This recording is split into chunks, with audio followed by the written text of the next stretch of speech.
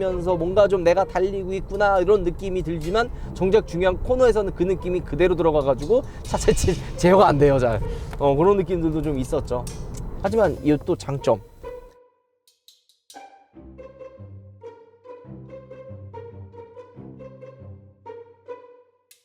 후아 여러분 안녕하세요, 한선입니다. 드디어 전설을 가지고 왔습니다.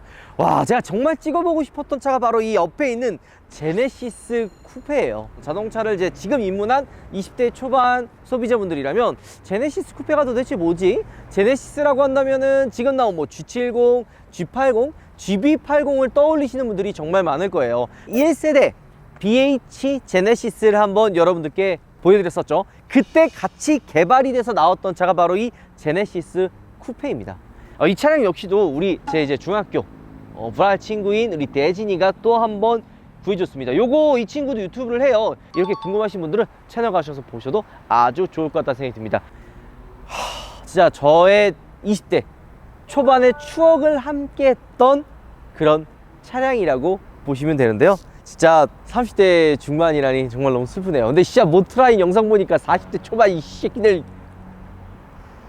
어쨌든 이런 전통 국내 최초로 후륜구동 기반의 투도어 스포츠카가 바로 이 제네시스 쿠페입니다. 근데 이 차량이 제네시스 여러분도 알다시피 이제 고급 브랜드로 넘어갔잖아요. 그때 이 제네시스 쿠페도 같이 가는 거 아니냐라는 이야기가 있었지만 아쉽게도 현대자동차 브랜드로 남아있다가 쓸쓸하게 단종된 차량입니다. 그리고 이 차에 또 한 가지 수식어가 있어요. 순정을 찾아보기 힘든 차량이다. 이 제네시스 쿠페는 튜닝빨이 정말 잘 먹히는 차예요. 저렴한 금액에 사가지고 막 펀카처럼 막 꾸미고 튜닝하고 하기 때문에 순정을 찾아볼 수 없습니다. 하지만 오늘 여러분들께 보여드린 이 차량 같은 경우에는 순정이에요. 심지어 무사고입니다. 그게 끝이 아닙니다. 제네시스 쿠페라고 한다면 두 가지가 있어요. 전기형과 후기형이 있는데요. 그때 그 디자인도 굉장히 파격적이었어. 전면부는 약간 이모티콘처럼 이렇게 웃음 표시, 헤드램프는 이렇게 웃는 눈 모양과 에어덕트는 밑에 그 입 모양 있지. 그렇게 해서 웃음 이모티콘의 모양을 가지고 있어서 약간 그 놀림을 받았던 그런 기억이 납니다. 엔진 트림은 총 두 가지였거든요. 2.0과 3.8. 당시 반응이 정말 뜨거웠습니다. 뭐 첫 해는 정말 많은 판매량을 보여줬고요. 2008년도부터 2010년도까지가 일본 차가 우리나라 스포츠카 시장을 주름잡고 있었던 시대가 바로 그때입니다. 거기에 딱 국산차, 야, 이게 나오면서 말 그대로 국뽕이 차오릅니다. 야, 우리나라에서도 이제 후륜구동, 걔네들 다 전륜구동 베이스거든요. 정말 엄청난 차가 나왔다. 일본 차들 다 각오해라. 등장을 해서 피 터지게 싸웠었죠. 제네시스 쿠페 잠깐 더 이야기를 하면은, 자, 엔진 트림은 전기형 기준 2.0 직렬 4기통 세타 엔진과 V6 3.8 람다 엔진이 적용된 380GT, 이건 이제 최상위 모델이죠. 그리고 전기형 모델 같은 경우에는 변속기는 현대 파워텍의 자동 5단, 380GT 같은 경우에는 ZF 자동 6단 미션을 장착을 해줬습니다. 그리고 후기형, 얘 페이스리프트 된 거, 요 모델 같은 경우에는 현대 파워텍 8단 자동 변속기를 넣어줍니다. 그건 이제 2.0, 3.8 동일하게 들어갑니다. 그리고 이 제네시스 쿠페를 이야기할 때는 가장 많이 나오는 게 얘가 투스카니 후속 모델 아니에요? 라고 물어보시는 분들이 되게 많아요. 계보가 이렇게 이어진다고 하더라. 뭐 스쿠프, 티브론, 투스카니, 제네시스 쿠페. 절대 아닙니다. 살짝 애매한 포지션을 가지고 있었습니다. 뭐 티비런, 스쿠프, 투스카니 다 좋은 차긴 했는데 정통 스포츠카라고 부르기에는 살짝 애매했었어요. 제네시스 쿠페는 그 차들과 아예 태생부터가 다른 차입니다. 최초이자 마지막인 후륜구동 베이스의 투도어 스포츠카예요. 얘는 진짜 실제로 스포츠카로 분류가 됩니다. 지금 우리나라의 펀카라고 하면 뭐가 있죠? N 브랜드의 아반떼 N, 벨로스터 N, 뭐 코나 N이 있지만 전륜구동 기반의 차량의 2.0이잖아요. 약간 컴팩트함을 추구한단 말이에요. 하지만 제네시스 쿠페는 중형 스포츠카예요. 물론 얘도 2.0이 있긴 하지만 3.8 GT예요. V6 3800cc예요. 괴물딱지 같은 녀석이죠. 아예 태생부터 다른 녀석이라고 보시면 됩니다. 얘 가격이 이 지금 후기형 GT 이 380 GT 같은 경우에는 거의 옵션 다 집어넣으면 4천만 원 해요. 그 당시에.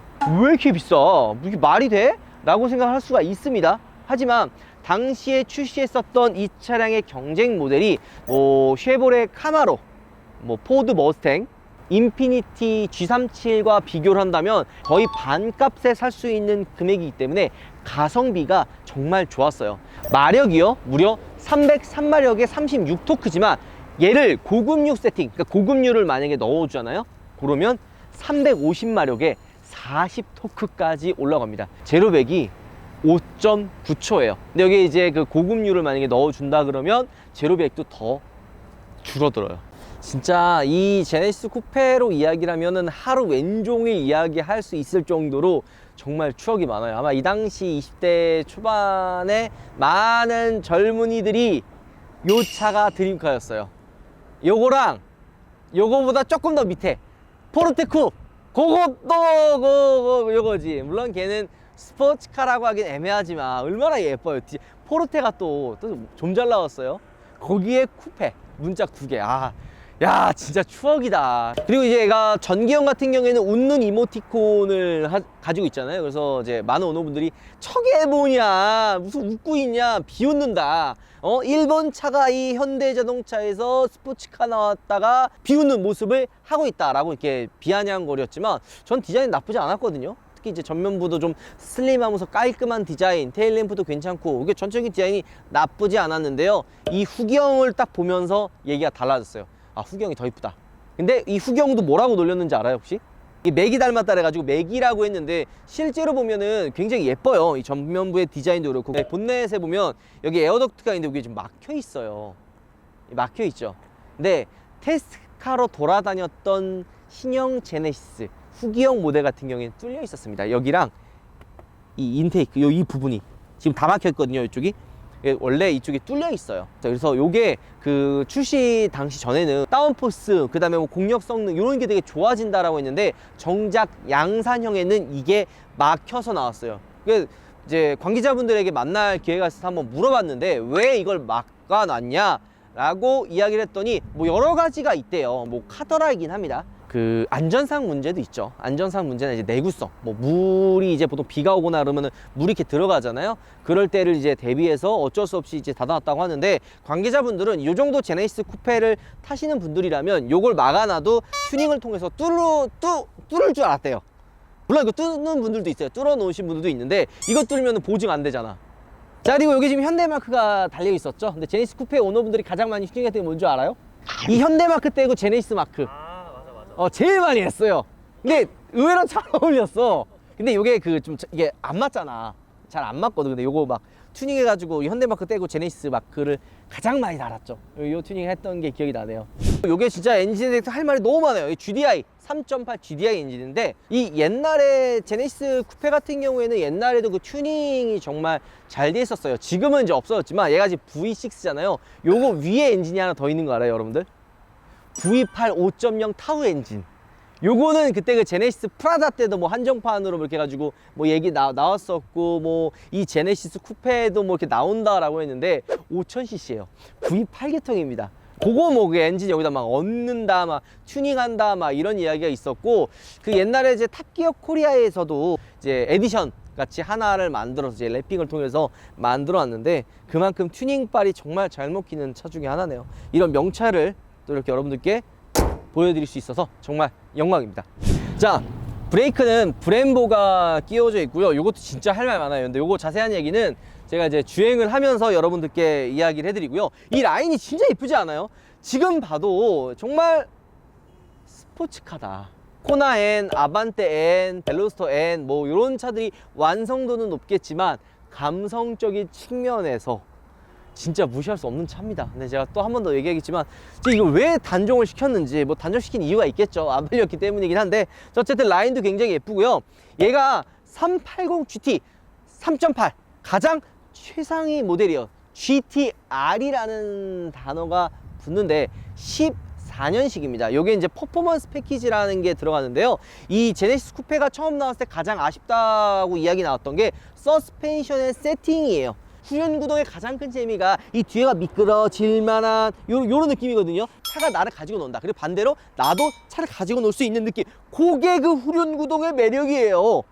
얘가 도로가 노면이 좋지 않은 곳에서는 그 느낌이 나거든요. 근데 반대로 코너 진입했을 때 그런 느낌이 나면 안 되는데, 코너 진입했을 때 그런 느낌이 나요. 그게 말이 안 되는 밸런스지. 욕 존나 많이 먹었어요. 근데 이게 퍼포먼스 패키지가 들어간 모델, 그때부터는 차가 달라져요. 세팅이 되게 단단해지고 완성도도 많이 높아집니다. 저도 완벽하게 잘 알지 못해요. 근데 요거를 진짜 매니아 분들은 하나부터 열까지 다 알아요. 그러니까 겉핥기식으로 이렇게 좀 여러분들께 알려드리는 거지, 이거에 진짜 숨겨진 고수분들이 정말 많습니다. 진짜. 근데 제 뻥튀경 말고도 좀 레이싱을 좋아하시는 분들은 다 한 번씩은 이야기했던 게 제네시스 쿠페 같아요. 나 너무 재밌는 것 같아, 이런 거. 자, 그리고 테일램프가 후경부터 바뀌어요. 요거는 인정이에요. 전기형 제네시스 쿠페의 테일램프는 뭔가 모를 그런 꺼벙함이 있었어요. 솔직히 마음에 안 들었거든요. 후기형은 제네시스의 그 마크 날개처럼 좀 뭔가 화려하지 않아요? 되게 예뻐요. 요 테일램프를 이제 9쿱이라 그래요. 구형 쿠페. 그래서 9쿱. 요건 이제 신쿱이라 그러거든요. 이제 9쿱 오너분들이 다 따라했어요. 앞에 같은 경우는 뭐 범퍼 바꿔야 되고, 뭐 라이트 바꿔야 되고, 뭐 바꾸는 게 많기 때문에 전기형 같은 경우는 이제 앞에 그대로 놔뒀고, 후기형 테일램프는 많이 바꿨습니다. 한 30대, 20, 30대의 그 젊은 오너가 제네시스 쿠페 요거 타고 나오면, 너무 멋있더라. 2.0은 조금 애매했었죠. 200마력대 초반이긴 하지만 2.0도 참 재미나긴 했는데, 진정한 킹은 바로 이 3.8. 나 진짜 너무 좋다, 이거. 트렁크가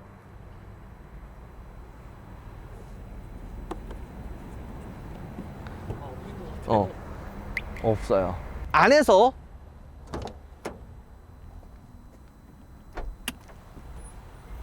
이렇게 열어줘야 됩니다. 이게 왜 없냐면은 이 당시에 나왔던 스포츠카 차량들이 이렇게 밖에서 트렁크를 열 수 있는 차가 많이 없었어요. 뭐 독일 3사는 열리긴 했지만 스포츠카의 감성을 조금 주기 위해서 바깥에서 이제 트렁크를 열 수 있는 버튼을 좀 뺐다라고 저도 주워들었던 것 같아요. 트렁크 공간 생각보다 깊어요. 짐을 넣고 실는 데 있어서 이 폭이 조금 좁을 뿐이지 여유롭게 집어넣을 수 있습니다. 야, 실내 느낌이 진짜, 야, 자연 부드럽잖아. 부드러운 V6 6기통의 그 감성. 아무리 2.0 4기통 터보가 좋다고 해도 진짜 배기량이 깡패라는 얘기가 괜히 나온 얘기가 아닙니다. 제가 이 차를 구해달라고 했을 때 가장 마음에 드는 부분이 뭔 줄 알아요? 아까 얘기했던 대로 순정, 무사고, 그 상태가 너무 좋은 거예요.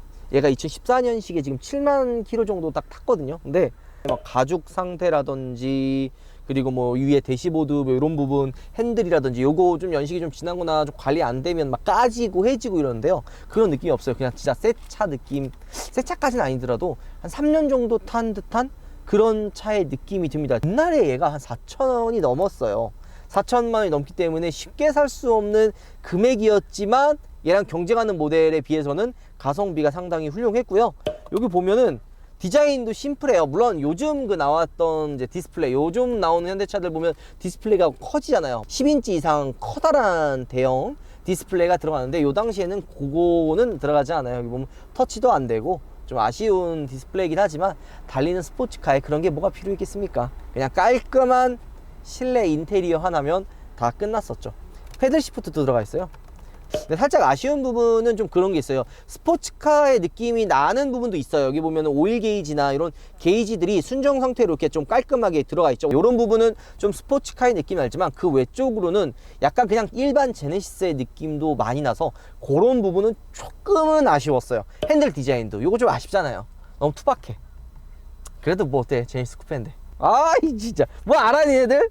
이쪽에 보면은 도어 문 여는 버튼이나 이런 게 여기 상단에 있어요. 보통 요즘에 여기나 이 하단에 달려 있는데요, 요 위쪽에 좀 달려 있거든요. 당시에는 몰랐는데 요게 좀 시간이 지나보고 보니까 손이 잘 가요. 근데 요게 BH 제네시스 때는 불편하다라는 이야기가 많았는데 제네시스 쿠페는 실내가 그렇게 넓지가 않잖아요. 그래서 의외로 여기 딱 시트 포지션을 잡으면 요게 손이 좀 잘 닿는 곳에 위치해 있었다고 합니다. 실제 오너분들이 되게 편했다고 해요. 그런 부분과 이 엔터테인먼트도 되게 간단하게 편하게 사용했었다고 이야기를 하네요.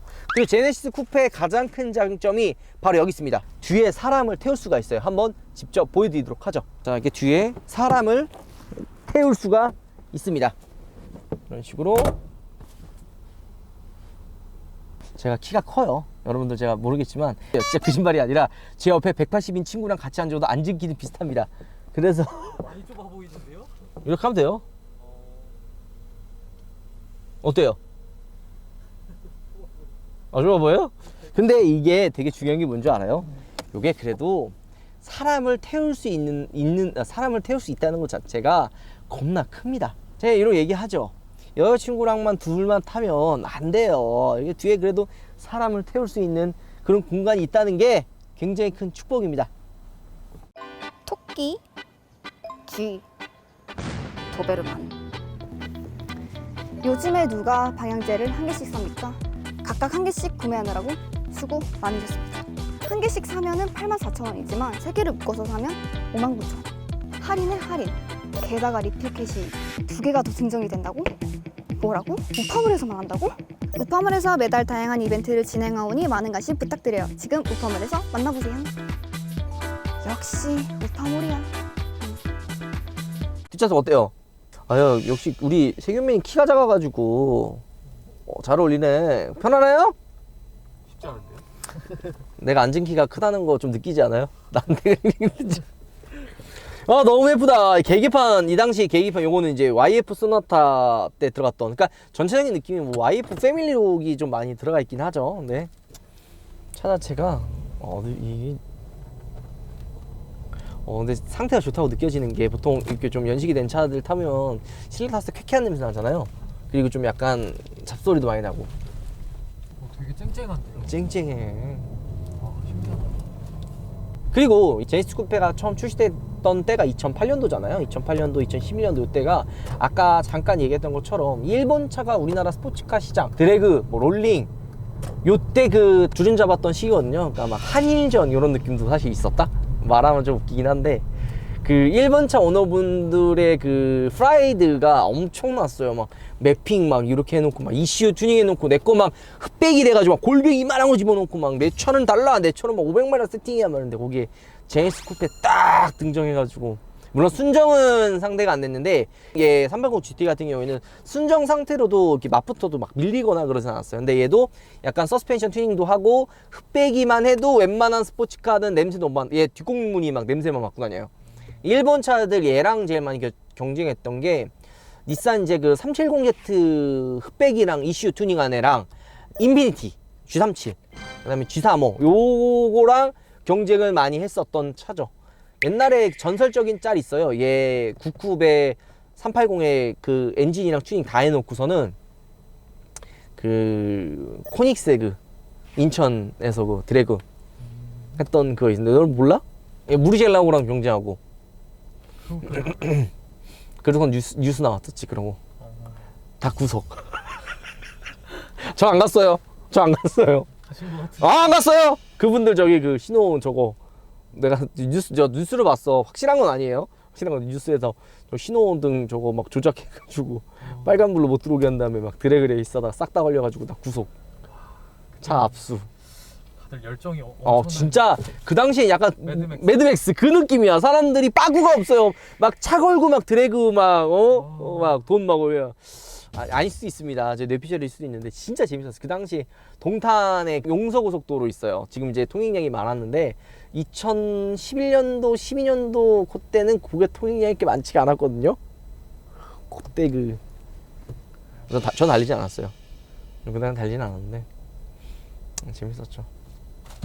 이 제네시스 쿠페를 이야기할 때는 이제 그렇게 생각하시면 돼요. 얘가 완성도가 엄청 높고 성능이 엄청 좋고 요런 차는 사실 아니에요. 아까 얘기했던 대로 가성비가 미친 차, 가성비가 되게 좋은 차라고 보시면 돼요. 왜냐면 경쟁 모델이 있던 차들이랑 비교했을 때 뭐 거의 반값 이상 저렴했기 때문에 접근하기가 굉장히 좋았었습니다. 물론 380 같은 경우는 4천만 원이었지만 2.0 같은 경우는 뭐 2천만 원 중반에서 3천만 원 초반이면 구매를 했었기 때문에 그런 가성비적인 측면에서 굉장히 저렴했습니다. 하지만 2.0 같은 경우에는 워낙 성능이 좀 많이 부족해서 아쉬운 부분들도 많았지만 스포츠카를 꼭 미친듯이 목숨 걸고 달리려고 타진 않잖아요. 좀 약간 그 스포츠카의 감성 이런 부분을 느꼈을 때는 2.0도 충분했기 때문에 생각보다 2.0의 판매량도 많았어요. 근데 얘가 그 단점들도 좀 많이 있어요. 일단 브레이크를 보면은 요건 이제 많은 분들이 다들 지적을 했던 부분인데, 브레이크를 딱 밟아보면 초반에 브레이크가 팍팍 잡혀요, 움직임이. 요게 그 일부러 이렇게 세팅을 해놓은 거예요. 왜 이렇게 세팅을 했냐면, 요게 이제 2000년도 후반이나 초반에 현대자동차가 많이 하는 세팅이거든요. 요게 뭐냐면 브레이크가 초반에 팍팍팍팍 꽂히면 와 이거 브레이크 좀 잘 잡히네, 뭔가 좀 브레이크 잘 듣는 듯한 그런 느낌을 받게 하는데, 그런 느낌을 받게 하기 위해서 요런 세팅을 하는 거예요. 근데 정작 중요할 때, 뭐 코너 들어갈 때, 진입할 때나 정말 감속을 해야 될 때 성능이 조금 아쉬운 그런 부분들이 있어요. 팍 잡히긴 하지만 거기서 좀 더 쭉 밀면은 쑥 하고 밀려요. 그래서 브레이크 튜닝도 정말 많이 했었고요. 세팅 자체도 좀 약간 불안한 느낌이 많이 들어요. 이런 노면이 안 좋은 곳을 지나갈 때는 차 자체가 이렇게 막 미끄러지면서 뭔가 좀 내가 달리고 있구나 이런 느낌이 들지만, 정작 중요한 코너에서는 그 느낌이 그대로 들어가가지고 차 자체 제어가 안 돼요, 잘. 그런 느낌들도 좀 있었죠. 네, 뭐 이 당시 현대자동차가 이 뭐 스포츠카를 만들 수 있는 그 능력이 처음이었잖아요. 후륜구동 베이스로 만든 차는 처음이었기 때문에 아쉬운 부분이 어쩔 수 없이 있었습니다. 하지만 이 또 장점, 승차가 편해요. 그렇지 않아요? 네, 편해요. 편하지 않냐? 뒤에 어때? 이게 말 없어졌다. 편해요? 지금 굉장히 허리를 굽혀 앉았는데 네. 지금 머리가 자꾸 여기 뒤에 유리에 자꾸 닿아서 예. 쉽지 않네요. 사실 우리 뒤에 세균맨이 조금 낑겨 타서 좀 힘들 수도 있지만, 이제 1년 운전석과 조수석에 탑승한 사람은 되게 편해요. 승차가 부드러워요.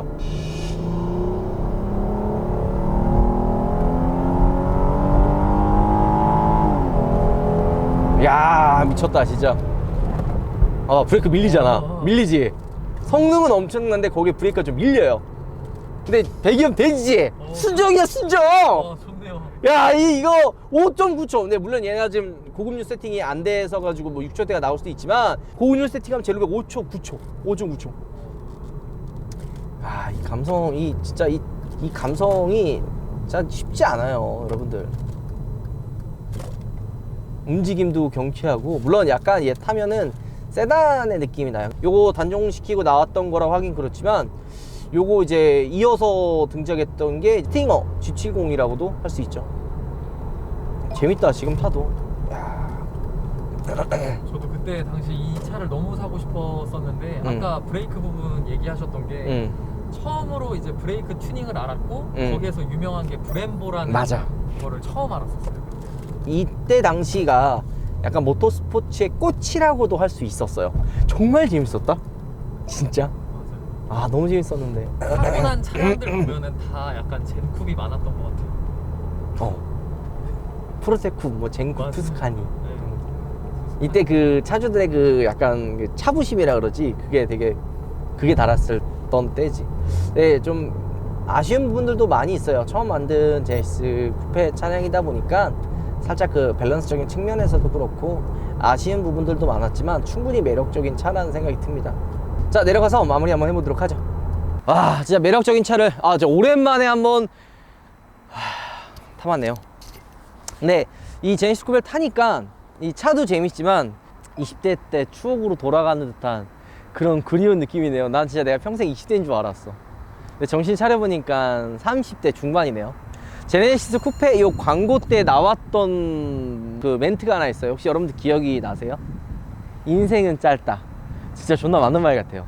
인생 너무 짧아요, 여러분들. 그러니까 이런 펀카, 나의 추억을 함께 할 수 있는 차 되게 중요할 거라 생각이 듭니다.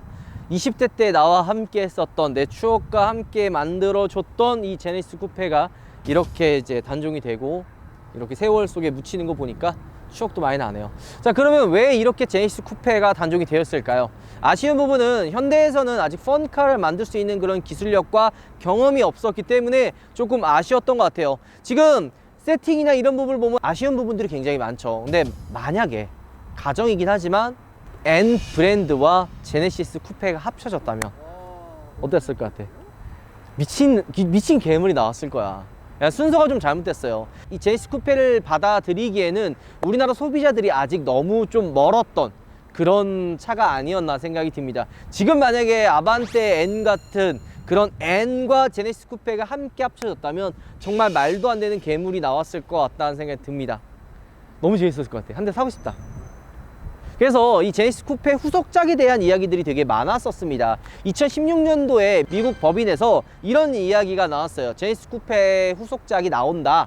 요거 뭐 이제 3.8 뭐 엔진 해가지고 뭐 초고성능 480마력의 제로백 4초대로 제네시스 쿠페가 나온다라고 했는데 그게 이제 2018년도 19년도에 나온다고 했었거든요. 네, 뭐 지금 시기가 2021년도인데 아직까지도 깜깜 부서지긴 거 보면 제네시스 쿠페가 이제 완전히 단종이 됐고요. 이제 컨셉트카로 나왔죠. 제네시스 X라고 이제 투도어 모델이 나왔는데요. 얘 후속이라고 하기엔 좀 그래요. 걔는 전기차잖아요. 물론 얘를 뭐 제네시스 쿠페 후속이라 부른다 그러면 어쩔 수 없긴 한데 저는 개인적으로 내연기관의 제네시스 쿠페가 나왔으면 하는 그런 바람이긴 합니다. 근데 쉽지는 않을 것 같아요. 그 이유가 요게 이제 2013년도에는 없어서 못 파는 차로 되게 유명했어요. 진짜 차가 사기 힘들었거든요. 근데 2014년도에 단종되기 전에는 막 한 달에 한 30대 나갔나? 2014년도에 한 30대 정도 나갈 정도로 처참한 판매량을 보여줬었습니다. 2008년도에 런칭을 해서 2016년도에 이제 단종될 때까지 총 8년 동안 15,700대 정도가 판매가 됐었어요. 그 중에 한 대가 바로 이 옆에 있는 제네시스 쿠페 3.8 GTR 모델입니다. 참 추억이 남네요. 얘가 지금 그 경쟁하는 모델들과 비교했을 때 그래도 가격이 좀 더 저렴하잖아요. 이렇게 나왔었는데도 불구하고 이 차를 사기엔 쉽지가 않습니다. 아반떼 N, 코나 N, 벨로스터 N 요걸 보면은 조금 느껴지는 게 있다시피 2.0 좀 컴팩트한 스포츠카, 스포츠 쿠페 같은 그런 컴팩트한 차량들과 그리고 이제 4도어 세단이잖아요. 그런 차들은 그 한 대로만 패밀리카로도 탈 수가 있습니다. 하지만 2도어 중형 스포츠카 이 제네시스 쿠페 같은 경우에는 얘 하나로 데일리카로는 탈 수 있겠죠. 하지만 패밀리카로는 탈 수 없어요. 패밀리카를 타려면 결국에는 차를 한 대 더 구매를 해야 됐기 때문에 현실적으로 굉장히 힘들었었습니다. 뭐 당연히 하겠지만 얘는 스포츠카로 분류가 돼서 스포츠카로 사면 뭐가 또 가장 또 유지비에 큰 줄 아세요? 보험료. 스포츠카로 분류되면 보험료가 비싸져요. 얘가 그래서 좀 비싼 그 보험료를 자랑했기 때문에 2.0을 사도 보험료가 살벌했고요. 3.8은 뭐 말할 필요도 없었죠. 보험료도 비쌌고 투도어 쿠페이기 때문에 세컨카 개념이 돼야 됐어요. 메인카가 또 한 대가 필요했고 메인카 사면 또 보험 2개 들어야죠. 차 유지비 2대 나가야죠. 그래서 현실적으로 힘든 차가 아니었나 생각이 듭니다. 어쨌든 여러분들께 이 추억의 차를 한 번 더 보여드렸고요. 이 차를 협찬해 주신 우리 이제 또 친구 대진이 고맙습니다. 고마워. 그리고 이 유튜버 요차 어때 한번 또 봐주시면 구독 한번 눌러주세요. 이렇게 진짜 어려운 차들 협찬해 줬는데 중고차 그 유튜브 중에서 구독자가 2만이 넘으면 나름 좀 짱짱한 거거든요. 볼만하다는 거예요. 조회수 나쁘지 않게 나오더라고요. 요차 때 보셔서 중고차에 대한 새로운 정보를 알아가시는 것도 나쁘지 않을 것 같다는 생각이 듭니다. 자, 그리고 여러분들 이후에 또 추억의 차 보고 싶은 차가 있으면 댓글로 많이 달아주세요. 그리고 좋아요가 많이 박힌 그 댓글에 있는 차로 제가 또 섭외를 해서 우리 또 요차 어때? 우리 대진이와 함께 한번 차를 구해보도록 하겠습니다. 자, 오늘 영상 마무리하도록 하죠. 여러분들 우와! 들어가겠습니다. 내 추억이요. 지금 너네들 CD 플레이 안 쓰잖아. 블루투스 뭐 USB도 잘 안 쓰는데 CD 이 당시엔 CD로 했었지. 그래서 이게 CD 해가지고 막 집어넣고 막 이렇게 했었는데 뒤에 보여줄게.